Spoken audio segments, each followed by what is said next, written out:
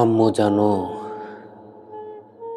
তোমার সেই ছোট্ট ছেলেটা ভালো নেই। ভিতরে ভিতরে শেষ হয়ে গেছে। জানো মা, এখন কষ্ট পেলে তোমাকে আর বলি না। ছোটবেলায় যখন কষ্ট পেতাম, তোমার কাছে যেয়ে কাঁদতাম। তুমি তখন আমায় সান্ত্বনা দিতে, আদর করতে, আমায় সামাল দিতে। এখন কষ্ট পেলে লুকিয়ে বেড়াই।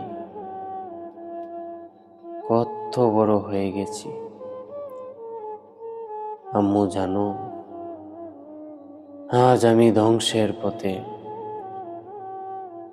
আমি ভালো নেই মা, আমি ভালো নেই।